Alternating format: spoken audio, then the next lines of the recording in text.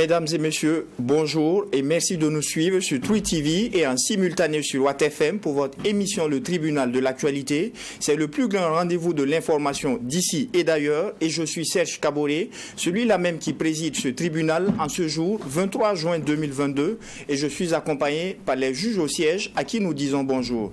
Doyen des juges Vaha, bonjour. Bonjour Président, bonjour juge Bougma, bonjour juge Unoussa, bonjour téléspectateurs et auditeurs. Juge Bedla, bonjour à vous. Bonjour Président Kaboré, bonjour juge Vaha, bonjour juge Ouedraogo, bonjour Madame, Messieurs. Nous avons également le juge Ouedraogo Inoussa à qui nous disons bonjour. Bonjour Président, bonjour à tous. Bonjour. Pour la 4e convocation de la semaine, 2 sujets ont été enrôlés. Il sera question dans un premier temps de l'incident malheureux survenu à la base aérienne. Quelles leçons en tirer? Et en seconde partie d'émission, il sera question de la rencontre entre le chef de l'État et les 2 anciens présidents. Que peut-on retenir? Voici planter le décor, mais les avant-propos d'abord.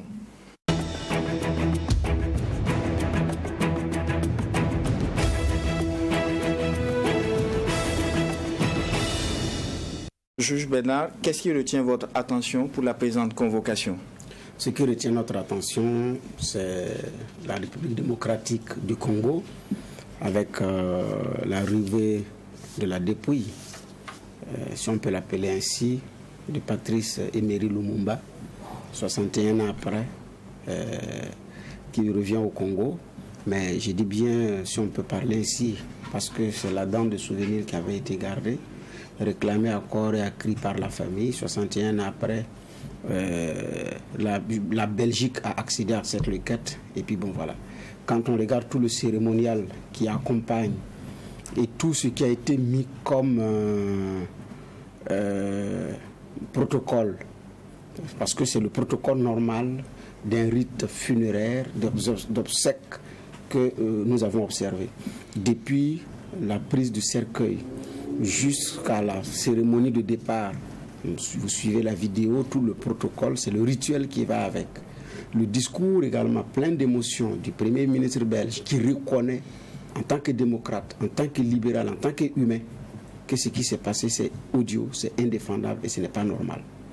Il y a aussi l'expression de sa fille. Quand on regarde cette brave dame qui s'est exprimée avec suffisamment d'émotion 61 ans après, on mesure la charge émotionnelle, on mesure ce qui est arrivé à cette famille en termes de souffrance psychologique jusqu'à présent. Et donc, ce qu'il faut retenir, c'est que les choses c'est comme si ça venait de se passer. Quand on suit, c'est comme si ça venait de se passer. Et c'est ça aussi la réalité. Donc, nous sommes en Afrique avec nos cultures.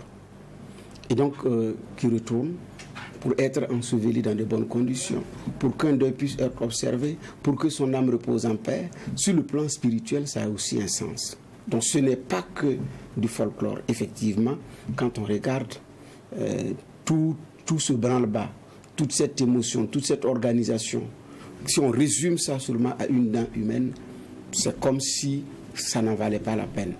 Mais je dis bien, quand on regarde ce qui s'est passé, et quand des gens se vantaient de l'avoir dissous dans l'acide, de l'avoir fait suivre, c'est comme si ce n'était pas un être humain. Mais pourquoi est-ce qu'il a subi ça? Pour ses convictions politiques, pour ses propos et pour comme on appelle, pour avoir osé dire non à la Belgique, pour avoir osé dire aux Congolais de se réveiller, parce qu'il ne s'agissait même pas de Patrick Lumumba, il s'agissait du Katanga, il s'agissait des richesses minières de la Congo, du Congo, effectivement. Lumumba a été livré par les siens, comme tout bon révolutionnaire d'ailleurs africain. La suite, on la connaît. Ceux qui ont livré Lumumba sont venus enfoncer d'ailleurs le Congo. Donc ce n'est pas seulement la faute de la Belgique, c'est d'abord la faute des Congolais en son temps, des Tshombe, de Mobutu. C'est d'abord leur faute, avant d'être la faute de la Belgique. Parce que si le Congo avait protégé son fils, je ne pense pas qu'on y soit là. Mais bref, 61 ans après, je pense aussi que c'est une justice qui a été rendue. Mais à observer de près, effectivement, c'était une grosse perte pour le Congo et surtout pour l'Afrique. Parce que jusqu'à présent, son discours résonne et son discours est d'actualité. Donc, que dire parce que c'est un deuil également qui a observé que l'âme de Patrice Lumumba repose désormais en paix, et plus jamais ça sur le continent africain, et plus jamais ça dans nos pays. Alors, juge Ouédraogo, qu'est-ce qui retient votre attention ce matin? Merci, Président. Moi, je voudrais revenir sur une question qu'on avait déjà abordée sur ce plateau la semaine dernière. Il s'agit de la question de la cohésion sociale au Burkina Faso. On a indiqué qu'il y avait des risques de crise communautaire, des risques d'affrontement, et qu'il fallait que l'ensemble des légitimités sociales prennent à bras le corps la question. C'est vrai que les questions d'actualité sont telles qu'une information vient chasser une autre, mais cette question est préoccupante et je voudrais insister là-dessus en indiquant que ce n'est pas parce que des informations sont venues chasser cette question-là qu'elle ne demeure pas d'actualité. Il y a urgence que, comme je le dis, les forces sociales se parlent. Il y a urgence aussi que la communauté internationale se saisisse de la question pour ne pas la laisser entre les seules mains des Burkinabés, parce que c'est une question de fond. C'est vrai que c'est à l'interne ici que nous devons avoir le courage de poser le problème et d'en discuter clairement et anticiper sur d'éventuelles conséquences. Mais je pense aussi que la communauté internationale doit s'impliquer. Les pays de la sous-région voisins du Burkina doivent s'impliquer parce que, vous savez, les communautés vivent à cheval entre les différents pays, et quand il y a déflagration, on ne sait pas jusqu'où ça peut nous amener. Donc je voudrais insister pour appeler l'ensemble des forces sociales à ce qu'on pose cette question qui est certes un peu tabou, mais qui nécessite et qui mérite qu'on en parle, qu'on en discute pour anticiper effectivement sur des risques de déflagration. Et donc j'insiste là-dessus en appelant aussi nos autorités actuelles à ne pas se contenter du communiqué qui a été produit à l'époque quand les vidéos, les audios ont circulé, pour dire qu'il ne fallait pas qu'on fasse des confusions. C'est déjà très bien, mais ça ne suffit pas. Il faut qu'on aille plus loin pour poser le débat de façon claire et inviter l'ensemble des acteurs à en discuter. D'accord. Alors, juge Vaha, qu'est-ce qui retient votre attention ce matin? Oui, merci, Président. Ce qui retient mon attention, c'est encore le Mali, avec les révisions qu'il y a eu récemment qui permettent aux militaires de se présenter aux élections, pour peu, même ceux qui sont actuellement au pouvoir, pour peu que 4 mois avant, ils démissionnent de leur poste et je pense, de l'armée. Donc quand on regarde, il y a un petit problème, c'est que la charte ne permettait pas même au président, c'est-à-dire que Assimi Goïta, de se présenter. Mais quand on regarde la nouvelle mouture, on s'est dit que c'est possible. Et ça, c'est une lecture qui change la donne. Et étant entendu que dans la charte révisée de février dernier, lorsque le président ne peut plus, c'est le président du CNT, c'est lui qui donc à qui échoit donc le rôle de gérer les choses jusqu'à la fin.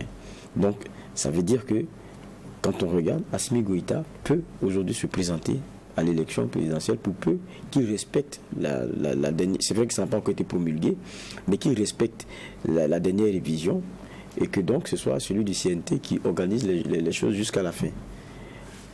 Ça, c'est un genre de petits problèmes, si ça n'est un gros, et ça c'est un euphémisme quand je le pose, mais ça doit être regardé de très près, et on espère que ceux qui sont au palais n'ont pas cette ambition. Mais très souvent aussi, vous savez, ce n'est pas la question de l'ivresse du pouvoir, mais quelquefois c'est la peur qu'on ait un genre de regard, un genre de passage au crible de ce que vous avez eu comme exercice et période. Et ça, c'est la crainte de beaucoup de chefs d'État. Mais pour cela aussi, il faut montrer patte blanche. Donc, quelquefois, même si on ne se présente pas, on prépare quelqu'un qui, en tout cas, est un genre d'allié qui nous garantit qu'on ne sera pas inquiété. Mais quand c'est comme ça, on est dans un genre de transmission et cela n'est pas bon pour l'esprit de ce que ce soit le mérite qui vaille et que ce soit celui en qui le peuple a confiance à qui devrait échoir le rôle de présider. Donc ça devient un peu complexe, ça devient un peu compliqué, mais on ose croire que les autorités maliennes seront à une certaine hauteur et que même ce que permettent les textes ne justifieront pas qu'ils y aillent ou bien qu'ils permettent quelques calculs que ce soit. D'accord. Alors, au titre du premier sujet enrôlé pour la présente convocation, on le sait, 2 personnes ont malheureusement perdu la vie au cours d'un incident survenu à la base aérienne et une autre personne blessée. Le procureur militaire a sorti un communiqué qui situe un peu les choses. Il y a une procédure qui sera ouverte, mais déjà, le communiqué divise. Juge Bougma, quel est votre regard là-dessus ? Bon, effectivement, il y a, comment on appelle ça, en des circonstances pareilles, c'est du devoir du procureur d'ouvrir l'enquête, de se déporter sur les lieux et puis faire les constatations d'usage, naturellement pour que la procédure judiciaire, les enquêtes puissent effectivement commencer. Donc là, il y a effectivement ce procureur, le communiqué du parquet militaire qui divise l'opinion, qui fâche certaines personnes, mais aussi avec juste raison. Nous mesurons nos propos parce que nous sommes dans une transition civilo-militaire, pour ne pas dire militaro-civile, et comme c'est signé par un commandant magistrat, avec le risque également que nous aussi on puisse être interpellés pour faire savoir quoi que ce soit, mais ça ne veut effectivement pas empêcher qu'on puisse se poser un certain nombre de questions. Parce que effectivement, il y a une ligne qui dit que le procureur militaire s'est rendu immédiatement sur les lieux et une enquête a été ouverte afin de situer les circonstances exactes et les responsabilités. Maintenant, bon, les responsabilités de qui? Parce que la conductrice n'est plus, il y a une qui n'est plus. Maintenant, c'est la seule personne blessée qui peut-être pourra raconter comment les choses se sont passées. Je le dis parce que bien avant de dire que l'enquête a été ouverte, le véhicule, la marque a été donnée, l'immatriculation a été donnée. Il a été dit que le véhicule se retrouvait, je lis, dans le dispositif des éléments de sécurité. À la suite des alertes à la voie et des tirs de sommation qui n'ont pas été respectés, la sentinelle a été obligée de stopper le dit véhicule par des tirs alors que celui-ci fonçait tout droit sur le poste. Ça veut dire clairement ce qui s'est passé. Peut-être que je me trompe, quoi. Mais si je me fie à ça, ce qui s'est passé a été clairement dit. La personne a foncé avec son véhicule. La sentinelle n'avait le choix que de tirer. Maintenant, comment est-ce que le véhicule s'est retrouvé là? C'est peut-être la personne vivante qui va dire. Peut-être la suite de l'enquête, c'est savoir qui aussi a tiré.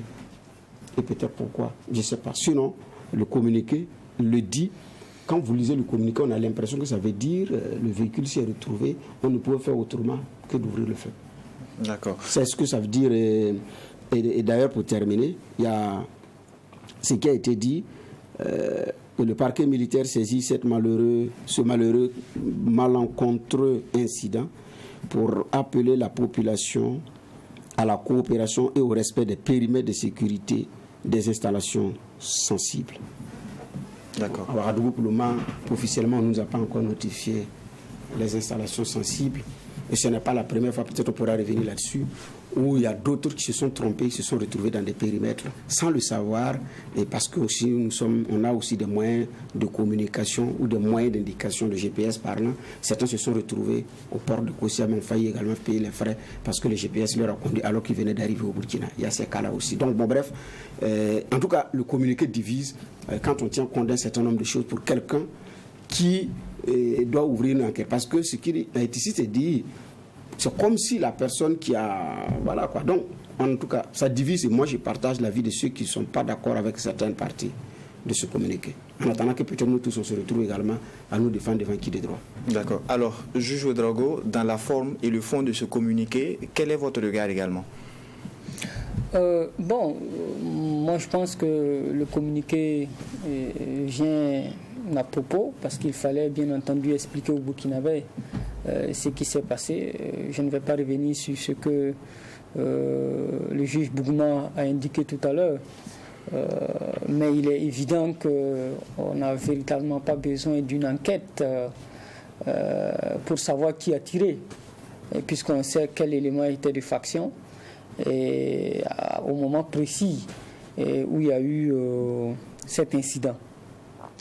Et le communiqué explique aussi comment le véhicule s'est retrouvé et pourquoi le soldat en question ou les soldats étaient obligés d'ouvrir le feu. C'est parce que le concerné a franchi la barrière. Et de ce point de vue, je pense que le communiqué en question ne donne pas de nouvelles informations autres que celles que nous avions avant même la sortie du dit communiqué. Mais ce qui est évident, c'est que ça pose une autre problématique. La question donc de la présence de ces camps militaires au cœur donc de nos villes. C'est une question qui est posée depuis quelques années. On en discute. C'est vrai que les militaires restent arc-boutés sur leur position en indiquant qu'il n'est pas question, en tout cas pour ceux des officiers avec lesquels j'ai échangé, pour eux, il n'est pas question qu'ils partent de la ville parce que, bon, d'une manière ou d'une autre, ils sécurisent la ville, etc. Mais c'est un débat qui reste posé et il faut que nous ayons le courage de regarder les choses en face et de se demander est-ce que dans ce contexte-là, c'est vraiment prudent pour les civils que nous sommes, pour nos villes, qu'ils soient au cœur, parce que comme le juge Bougman l'a indiqué, ce n'est pas la première fois que ce genre d'incident arrive. La dernière en date, c'était aux encablures du camp Babassi. Un expatrié a été lui aussi tué parce qu'il se retrouvait dans les parages. Vraiment, c'est un problème que nous devons accepter de résoudre. Il faut qu'on regarde.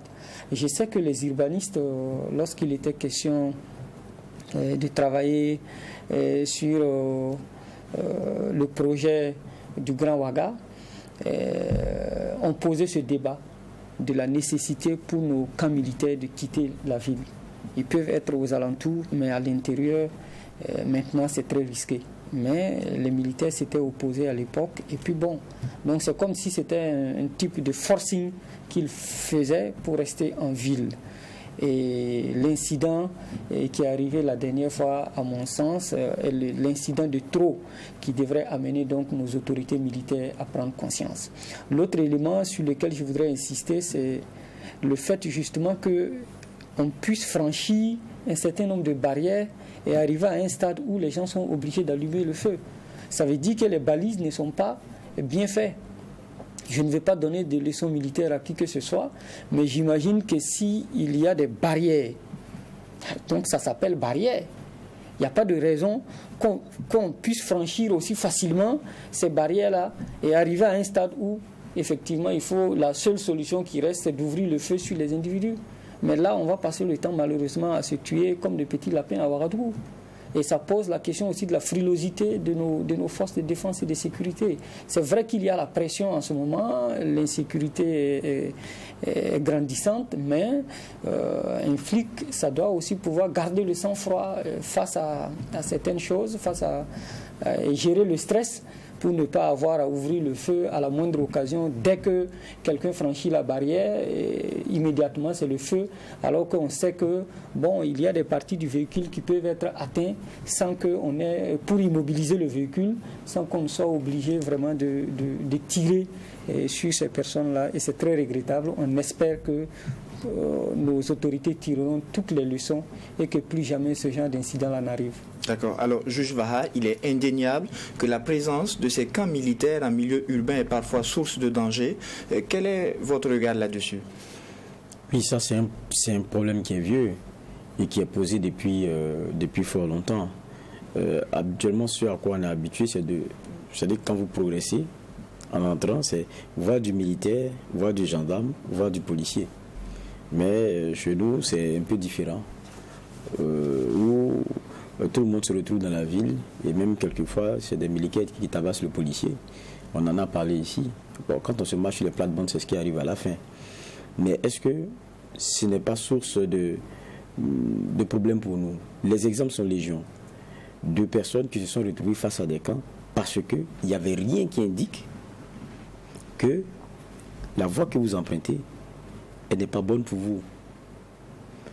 Il n'y a pas de barrière, il n'y a rien. Et vous renez nez à nez avec quelqu'un qui vous fait une sommation, et là encore, il faudrait que vous soyez assez attentif pour que vous en preniez compte. Sinon, vous êtes foutu. Donc, ça pose un véritable problème. Ailleurs, vous n'êtes pas fou. Avant même d'arriver dans le périmètre restreint, tout ce que vous voyez comme dispositif, barrières et éléments mis sur la route, vous savez très bien que vous rentrez dans une zone qui est celle de sécurité et bien plus difficile. Mais pour tous ceux qui partent en ville, la zone dont on parle, si vous ne connaissez pas Ouaga, vous pouvez vous faire surprendre. Mais si vous connaissez Ouaga, ok. Mais il n'y a que celui qui connaît, qui sait, en arrivant que, ah oui, c'est tout. Mais qu'est-ce qu'il y a qui vous prévient? Ça, c'est une réalité. Mais bon, quoique, tout à l'heure, Bernard posait le problème, le communiqué. Moi, je suis pleinement d'accord avec lui. Il y a un regard qui est choisi dans le communiqué. Quand on emploie le terme d'obliger d'eux, c'est dédouané déjà. Ils étaient obligés d'eux. Après, on nous dit qu'il y a une enquête. On dit qu'il y a après des alertes à la voix, après des tirs de sommation non respectés. Ils étaient obligés d'eux. Il y a deux façons de voir les choses. Soit on est du côté de ceux qui ont tiré et que ça s'explique comme ça. Quand je dis du côté d'eux, j'ai dit que c'est eux qu'on a entendus et c'est un peu la version qu'on exprime. Sinon, ceux qui sont morts dans le véhicule, on dirait que pour n'avoir pas entendu les tirs de sommation et pour avoir été distraits, ils ont été surpris par. C'est deux façons d'expliquer une même situation. Mais c'est deux approches différentes selon ce que vous avez entendu. Ceux qui sont morts, c'est vrai, ils ne peuvent plus parler. Mais dites-moi, est-ce que peut-être même on aurait enrôlé le sujet aujourd'hui si c'était deux Malabars qu'on ne connaissait pas et qui avaient, je ne sais pas moi, qui avaient des éléments qui donneraient à se poser des questions. Peut-être même on n'aurait même pas enrôlé, on aurait dit que non, des gens ont tenté d'attaquer la base et puis bon, ils ont été... Mais c'est parce qu'il s'agit d'une femme et d'une fille dedans. C'est pour ça qu'on en a à s'expliquer. Si c'était autre chose, peut-être même que ça passerait comme lettre à la poste. Mais parce qu'il s'agit d'une femme et d'une fille, et de sa fille, je ne sais pas. Mais en tout cas, c'est une femme et une fille. On s'est dit, bon, clairement, il n'y avait pas une dynamique, je ne sais pas quoi, malencontreuse, ou un dessin noir derrière. C'est sûrement des gens qui se sont retrouvés là au mauvais moment. En tout cas, c'est l'impression qu'on a. Donc, du coup, ça fait que ça parle à tout le monde. Monsieur, votre soeur pourrait se trouver là. Ça aurait pu être elle. Votre femme, votre fille, ça pourrait être elle. Pour peu qu'elle ne connaisse pas la zone. Donc, quand on dit non, après ceci, après cela, on était obligé de faire ceci, il y a une enquête qui est ouverte. Attendez. Je crois qu'au moins c'est ça. Sinon, on a l'impression qu'il y a quelqu'un qui a bravé quelque chose et donc on a réagi. Mais si vous dites qu'il y a une enquête, pourquoi est-ce que vous nous dites ça maintenant d'emblée? C'est là où je comprends tous ceux qui sont un peu en colère avec le communiqué qu'ils lisent. Il y a une enquête qui est ouverte. Attendez de nous donner les éléments. Donc ça, c'est un peu dérangeant. Mais je dis et je répète, la question de ces camps à l'intérieur, s'ils doivent continuer de rester là, parce qu'il y en a aussi qu'on ne peut pas déplacer, c'est une réalité, on parle d'une base aérienne, tant qu'on n'a pas déplacé tout ce qu'on a comme dispositif là-bas, ça ne sera pas possible, mais il faudrait au moins qu'il y ait des indicateurs, il y ait des éléments qui fassent qu'on comprenne que la zone qu'on est en train d'emprunter là, c'est une zone dangereuse, et non qu'on tombe, pour celui qui ne le connaît pas, nez à nez avec des gens qui sont déjà prêts à dégainer. Ça, c'est compliqué. D'accord. Alors, juge Bougma... Oui, effectivement, je voudrais compléter quelque chose. Le communiqué même fait par les zones sensibles. Les zones sensibles à Ouagadougou ne sont pas matérialisées. L'hôpital, il y a un panneau qui indique H, vous savez que c'est un hôpital. Les écoles, passage pour enfants, les panneaux sont connus. Mais les garnisons militaires, à la rentrée, je ne vois pas. Je prends un exemple qui s'est aussi passé aux encablures de la présidence du Faso. Les deux occupants ont eu la vie sauve. Franchement, c'est, on dirait, coup de chance, quoi. Parce qu'ils viennent d'arriver à Ouagadougou, ils veulent une résidence dans les parages, on leur envoie la localisation GPS, ils activent, ils sont dans le véhicule, ils bavardent, comme à l'Ivoire s'est passé, ils sont dans ça. Et ils ont franchi, ils étaient dans les encablures, ils n'ont même pas su qu'ils sont dans la zone de la présidence. Des tirs de sommation ont été faits, ils n'ont pas su. À un moment donné, ils ont constaté qu'il y a des tirs maintenant qui viennent, mais c'est des gens qui sont à moto qui les poursuivent.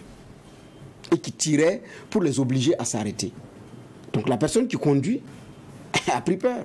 Et elle accélère, elle dit, ah, ça doit être des braqueurs. Parce qu'il y a une bonne partie, c'est de la broussaille. Et dans cela, ça doit être des braqueurs. Et puis la personne qui conduit a accéléré. C'était la course-poursuite entre ceux qui sont à moto et ceux qui sont dans la voiture. Jusqu'à ce que ils ont pu être arrêtés par d'autres qui les ont barré la route. Ils sortent, les mains en l'air, explication. Qu'est-ce qui se passe? Ils disent que les tirs de sommation, là, franchement, on n'a même pas entendu. Et puis, nous ne savons même pas que nous sommes dans le périmètre de la présidence. C'est notre localisation GPS que nous suivons pour aller retrouver la résidence. Ces messieurs-là allaient mourir et on dira qu'ils ont forcé des barrières. La question des balises, les crève-roues, là, c'est facile à faire. Nos soudeurs peuvent le faire, on peut en acheter. À l'aéroport de Ouagadougou, quand vous rentrez, la porte d'entrée, là, personne ne vous dit de les ressortir. Même s'il n'y a pas quelqu'un en véhicule, vous ne pouvez pas les sortir par là-bas. Parce que les crève-roues vous attendent. Quand vous rentrez avec vous entendez, puisque ça, vous montez là-dessus pour passer. Mais ressortez par le même sens. Vous n'avez plus de roue. Il n'y aura personne pour vous dire de vous arrêter. S'il y a des zones sensibles, les balises doivent, et non seulement les panneaux, l'adressage doit l'indiquer clairement. Et aujourd'hui, j'ai dit, on a des crève-roues. Cette dame serait montée sur des crève-roues à une certaine distance. Mais qu'est-ce qui se passe? On a crevé. Elle va se rendre compte. Elle ne pourra plus avancer. Même si c'est une force ennemie, au moins les roues là.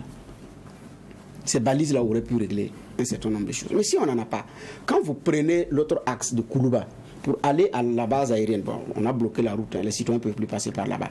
Mais les barres de fer sont telles que vous ne pouvez pas, quelle que soit l'allure à laquelle vous partez, vous ne pouvez pas, parce que c'est bien clair, vous arrivez, vous êtes obligé de freiner, de faire le détour, parce que là, la balise est claire. C'est un barre de fer, c'est bien fait, avec des barbelés par là. Vous ne pouvez pas. Personne ne vous dira que vous ne pouvez pas. Vous côtoyez la base aérienne à une certaine distance, à une barrière, vous êtes obligé de rentrer dans le quartier à gauche. C'est clair. Donc, qu'il y ait des zones sensibles, moi je veux bien. Mais les balises doivent être claires et nettes, parce que tout le monde ne connaît pas Ouagadougou. Ça, c'est un. Et deuxièmement, aujourd'hui, avec le système GPS, vous pouvez vous retrouver n'importe où. Parce que lui, il vous guide, et puis bon, voilà. Donc, sincèrement, qu'il soit là parce qu'il ne peut pas quitter pour questions stratégiques, il n'y a pas de problème. Mais que je dis bien, que les balises soient claires. Vous prenez l'échangeur de route Bobo pour passer devant le camp Sangoulé, la Misana. À l'aller à un axe, parce que c'est 2 voies. À l'aller à un axe et vous pouvez prendre. Au retour, personne ne vous dira que vous ne pouvez pas. C'est pas possible. Au retour, le quartier était emmerdé. Il n'y a pas de route. Au retour, vous ne pouvez pas arriver à cette hauteur seulement. Personne ne vous dit, vous contournez naturellement, c'est clair. La balise est claire. Donc, situer les responsabilités implique également cela. La zone, vous quittez pour revenir à la base aérienne. Il y a une banque qui est installée pas très loin de la base aérienne. J'ai pris l'axe, parce que dans la zone, il y a des petits ronds-points. C'est quand j'ai levé les yeux à un moment donné, parce que j'ai visé un rond-point devant moi. C'est quand j'ai levé les yeux, j'ai dit, mais attention, on est en pleine journée.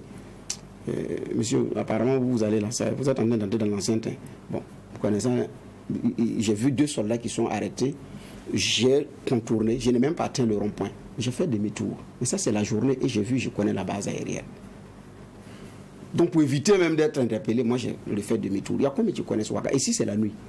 D'accord. Donc, franchement, je dis bien, on peut mieux faire pour préserver des vies, pour éviter qu'on dise après que la personne a forcé une barrière alors qu'elle est innocente dans cette affaire. Pour ce qui s'est passé à Ouaga 2000, la suite, je ne sais pas, mais ce qui est sûr, les autorités militaires ont reçu les concernés, elles se sont engagées à réparer le véhicule, ont présenté sérieusement leurs excuses pour éviter qu'effectivement, parce que l'affaire devait aller en justice pour ces questions-là. Donc, je dis bien, c'est des choses qu'on peut éventuellement éviter. Et moi, je pense qu'on a des moyens aujourd'hui pour baliser sérieusement ces zones qu'on appelle sensibles en ville, si tant est qu'elles doivent rester en ville pour la sécurité des citoyens. D'accord. Alors, juge Ouedraogo, est-ce qu'aujourd'hui, le dispositif mis en place pour sécuriser les casernes est approprié?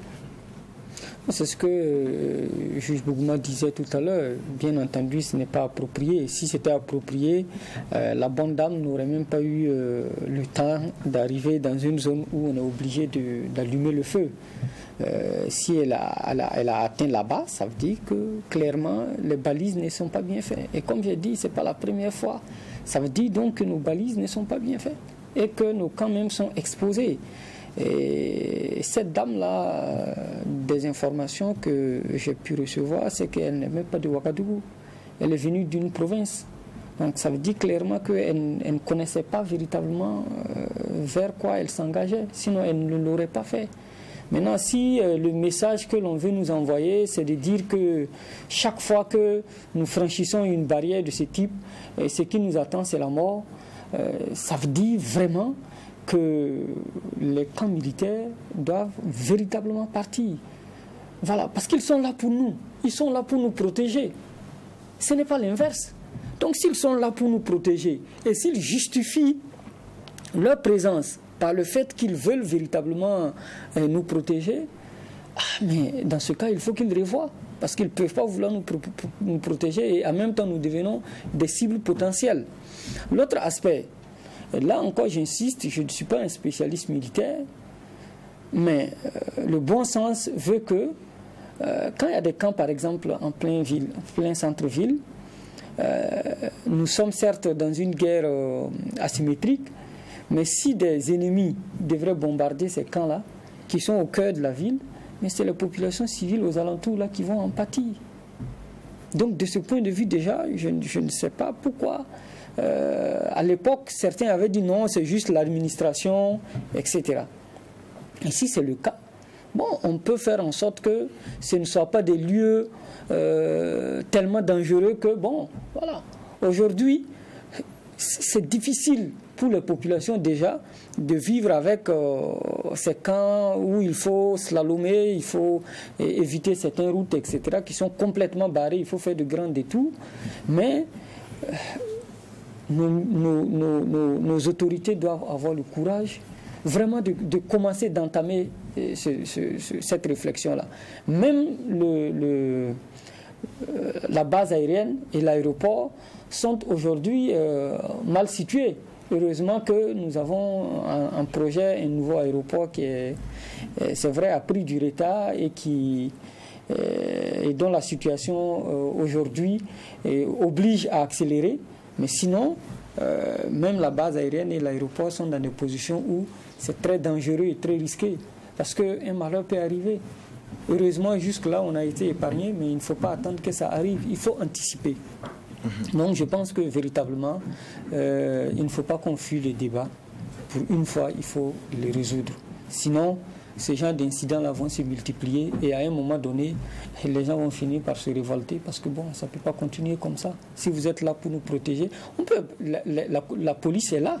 La police peut être dans la ville, ce n'est pas... c'est des forces de sécurité intérieure, il n'y a pas de souci. La gendarmerie, c'est les campagnes, mais ils peuvent être là, il n'y a pas de souci. Mais que même les camps militaires soient là et qu'il y ait des zones tellement dangereuses que, bon, à la moindre occasion, c'est le feu. Vraiment, il y a risque et il faut agir au plus vite avant que le pire n'arrive. D'accord. Alors, juge Vaha, nos forces de défense et de sécurité semblent avoir aujourd'hui la gâchette facile. Est-ce que le contexte sécuritaire pourrait justifier de tels agissements?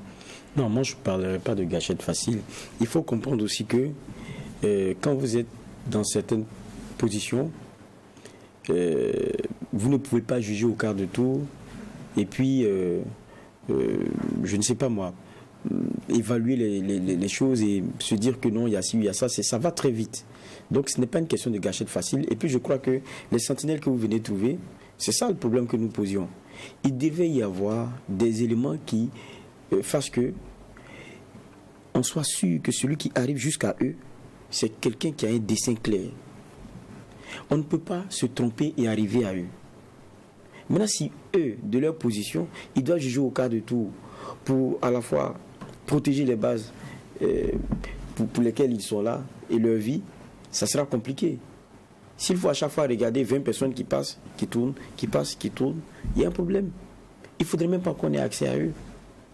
Donc, on comprend que la situation et le contexte dans lequel nous sommes les mettent dans une disposition qui peut expliquer un certain nombre d'éléments. Et puis, n'oublions pas qu'on est dans Ouaga. Ce n'est pas où les grands là se retrouvent, là, qu'ils ont tapé. Vous vous rappelez pas? Ils ont osé, hein? Ils ont osé. Si notre hiérarchie là s'était retrouvée ce jour-là, c'était un genre de tête qu'on avait enlevé, c'était un genre de décapitement qui avait été fait. Donc s'ils ont osé ça, c'est pas une base qu'ils ne peuvent pas tenter d'avoir. À quelques encablures, c'est quand vous parliez de Cappuccino, et un peu après aussi, c'était Istanbul, non? Ils ont osé. Donc, c'est dans ce contexte-là qu'on est. Avec le fait qu'on apprenne qu'il y a quelques semaines, des messieurs qui se promènent avec des calages dans des sacs sont attrapés, c'est une réalité. Donc, ils sont eux aussi, c'est des humains. Ils ont des missions. Ils sont dans un contexte qui est difficile. Ça se comprend, mais il faut les mettre à l'aise pour travailler.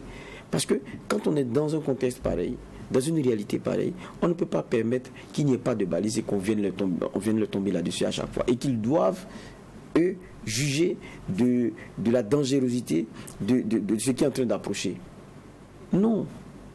Donc, ce n'est pas une question de gâchette facile. Il y a un contexte qui, pour moi, explique cela. Mais il y a des gens qui doivent s'assumer pour ne pas qu'on vienne leur tomber là-dessus comme ça. C'est pas qu'à Ouaga, c'est pas qu'ici au Burkina qu'on a la même réalité. Allez dans certains pays qui connaissent la même réalité terroriste que nous. Approchez-vous d'un point sensible. Vous savez que vous êtes en train d'approcher une zone sensible.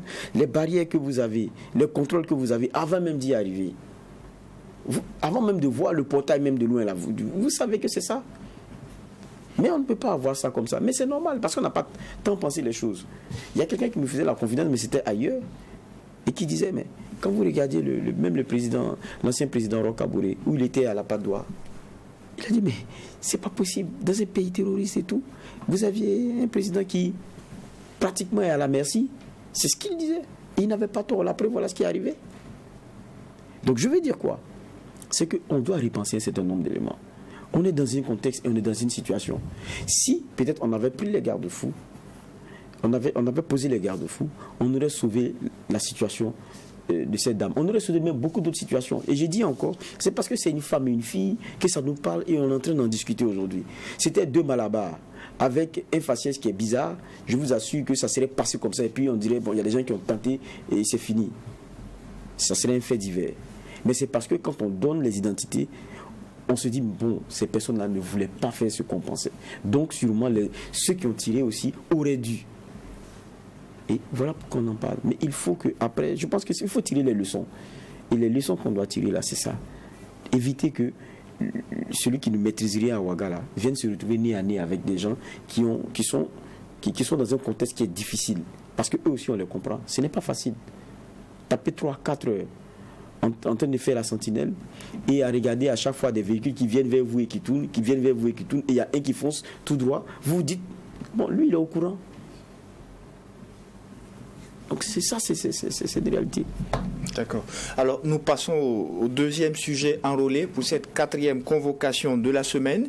Il s'agit de la rencontre entre le chef de l'État et les deux anciens présidents Roch Kaboré et Jean-Baptiste Ouédraogo.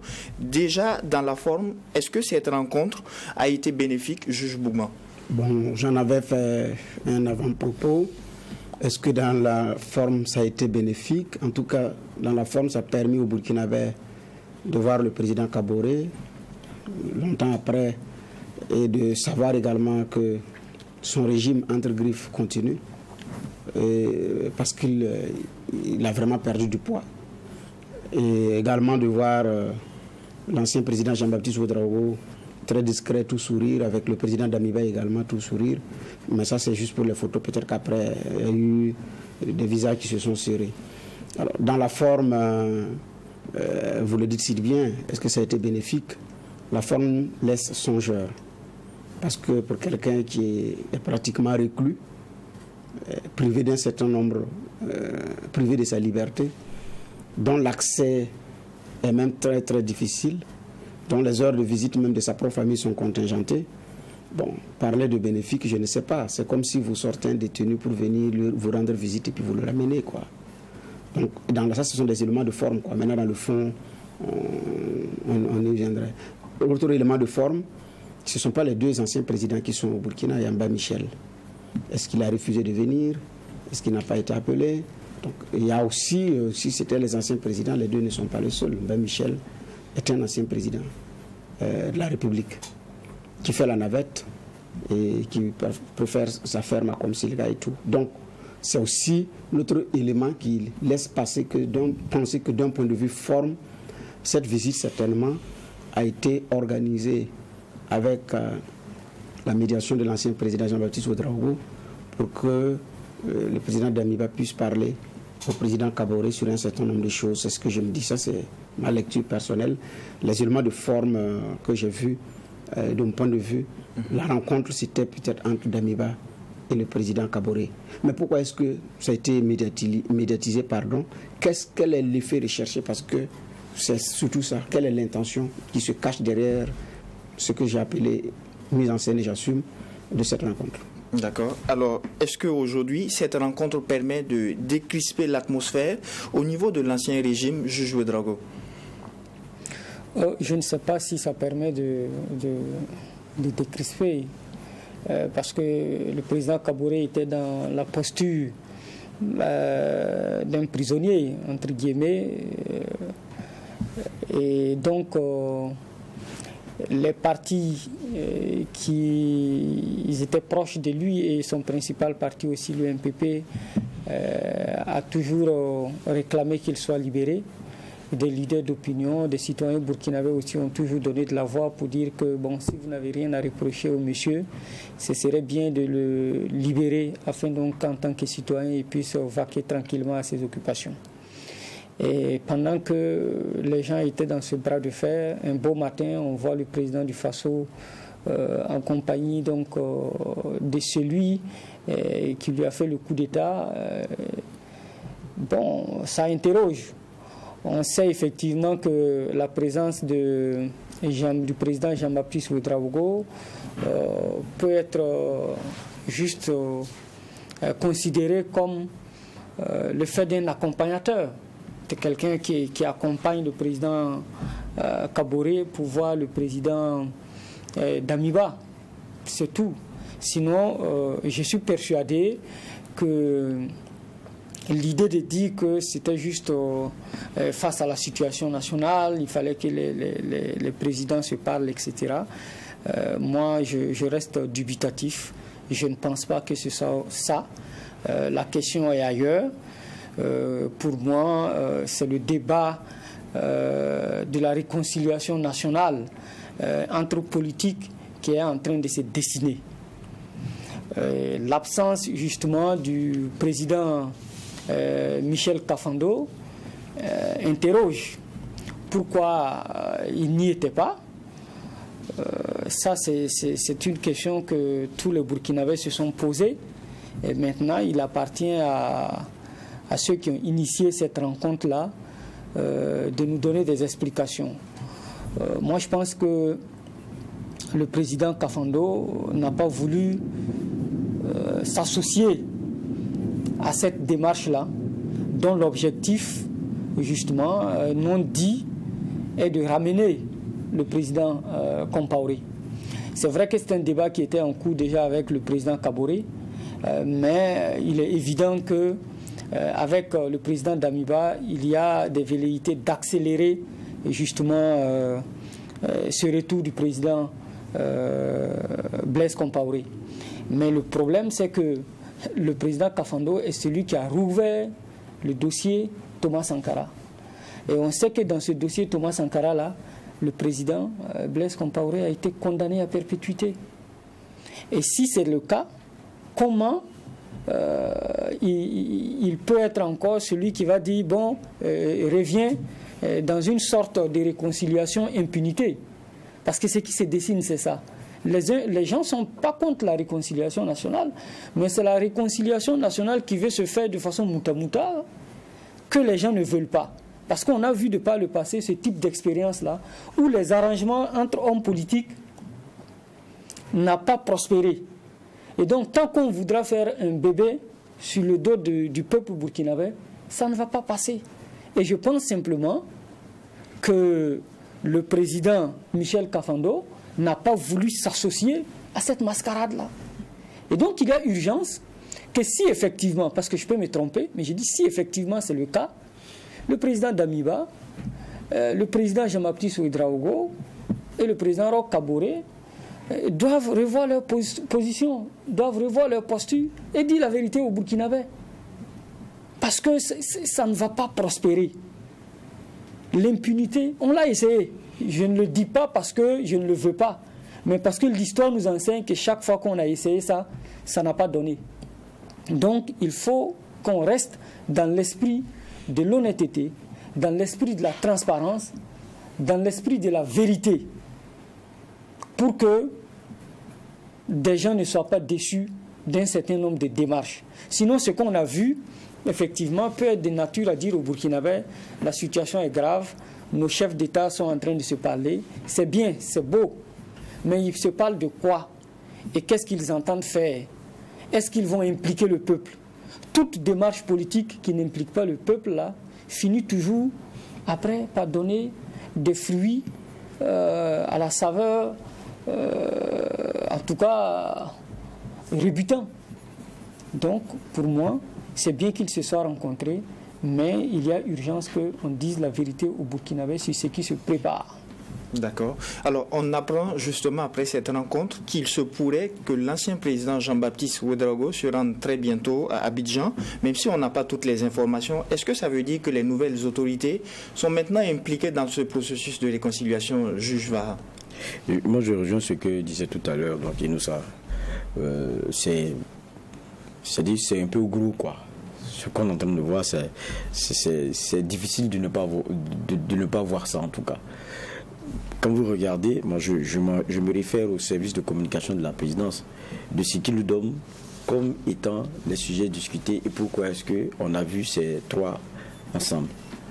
On nous dit qu'ils ont discuté des questions sécuritaires, de comment mener la transition et autres.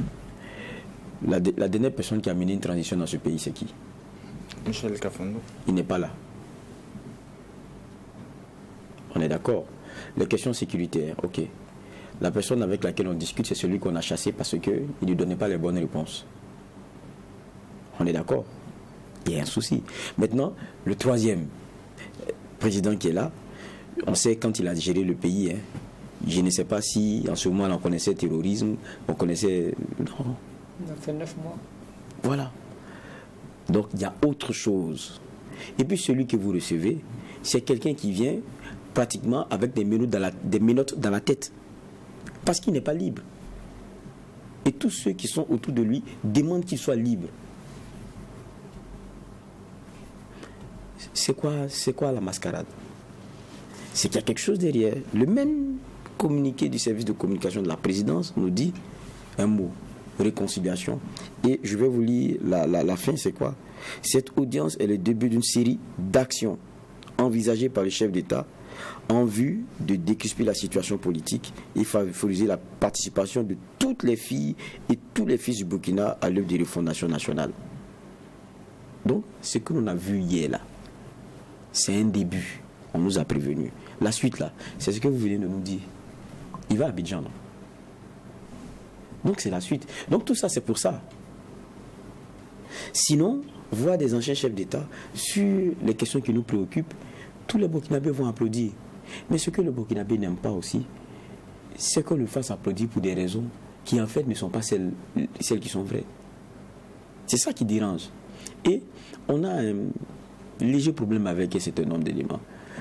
Ailleurs, quand des personnes ont été inquiétées par la justice et que des décisions ont été données, les personnes s'y soumettent.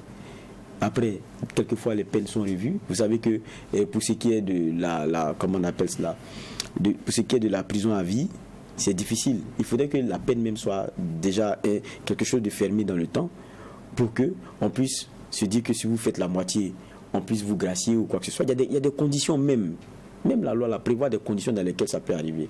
Donc quand on est face à des gens qui ont refusé, par exemple, de venir donner leur part de vérité sur quelque chose qui a marqué l'histoire du pays, qui, de par leur avocat, ont presque, en fait, craché sur tout ce processus-là, et qu'on veuille les faire revenir autrement, c'est un peu difficile à accepter pour beaucoup. Et ça, je crois qu'ils devraient prendre ça en compte. Et ça, c'est très important. Et à chaque fois, c'est un peu ce à quoi on assiste. On pense que la dynamique du haut, là, c'est elle seule qui tient et qui a lieu.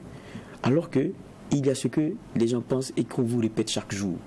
C'est en forçant là qu'on se retrouve dans des situations où, quand vous tombez, personne ne vous regarde. Sur les questions des salaires, on a parlé ici plusieurs fois. C'est un peu la même chose. Ça veut dire que vous aboyez presque, mais on ne vous écoute pas, on s'en fout. Et sur cette question aussi de réconciliation, on a comme un plan. Vous pensez que c'est quand l'ancien président Blaise Compaoré rentrera et que tout se passera bien, que les Burkinabés seront réconciliés? Si c'est ça la réconciliation, c'est qu'on n'a rien compris. Au mauvais diagnostic, le mauvais remède. Et tant qu'on n'est pas sincère dans ce qu'on fait, c'est que du saupoudrage et du vernis. Il n'y a qu'à gratter pour voir qu'en bas, c'est du rouillé. D'accord. Alors, très rapidement, c'est une rencontre qui intervient quelques jours après le passage du médiateur de la CEDEAO, Mahamadou Issoufou, également qui intervient à quelques jours de la rencontre entre les chefs d'État de la CEDEAO et de l'UEMOA. Est-ce que le timing n'est pas lié, juge Bougman? Bon, en tout cas, c'est difficile de ne pas soupçonner ces coïncidences. Issoufou reçoit le président Kaboré, Issoufou l'en visite, demande également sa libération. C'est une des exigences également de la CEDEAO. 58 partis politiques signent une déclaration commune pour demander sa libération. Effectivement, le 3 juillet, c'est aussi à côté. Le 3 juillet, la CEDEAO également doit se décider. Bon, donc, en faisant sortir un geôlier pour échanger avec lui en face d'un homme libre, je ne sais pas, c'est vrai, nous sommes dans le pays du FESPACO. En tout cas, c'est une scène qui est très bien montée. Elle est très bien montée, mais savoir se dire, est-ce que c'est lié aussi à l'agenda sous-régional par rapport au Burkina, difficile de ne pas y voir. Mais je pense que c'est beaucoup plus pour pouvoir mettre dans la tête des Burkinabés qu'on veut aller sur Abidjan, on veut rencontrer les eaux et tout. Mais je dis bien, même au niveau du CDP, Blaise même arrive à les réconcilier. C'est pas sûr que sa présence arrive à réconcilier les Burkinabés si la démarche n'est pas sincère. 30 secondes, juge Ouédraogo. Non, il faut tirer les leçons et avoir le courage de dire que ça ne passera pas. Il faut être honnête avec les Burkinabés. Il ne faut pas nous mentir. On ne fait que dire ça tous les jours. Mais je ne sais pas pourquoi nos autorités ne veulent pas écouter cela. Les deals, ça ne marche pas. On a expérimenté ça depuis des années, ça ne donne pas. Parce que le revers de la médaille, le Burkinabé explose. Donc oui, à la réconciliation, il faut qu'on se parle parce qu'il y a des problèmes. Mais les deals politiques qui consistent à réhabiliter des gens qu'on a vomis, sans passer par la case vérité, justice, on va toujours être dans le perpétuel recommencement. Et nous n'en avons pas besoin aujourd'hui. Il faut passer à autre chose. D'accord. 10 secondes, juge Vaha. Oui, je pense que tout est dit. Ce qu'on doit au Burkinabé, c'est la sincérité. Ce qu'on doit au Burkinabé, c'est la vérité. Maintenant, le minimum même, quand on reçoit quelqu'un, c'est quelqu'un qui est apaisé. Si vous voulez nous parler de réconciliation, le minimum et la sincérité auraient voulu que le débat sur les restrictions concernant l'ancien président Roch Kaboré soit élagué. Vous prenez quelqu'un qui a, et je le répète encore, qui a les menottes dans la tête, et puis vous venez en faire... C'est du cirque. Bon, je pense que ce n'est pas ce dont les Burkinabés ont besoin. Maintenant, si tout ça, c'est pour arriver à ce que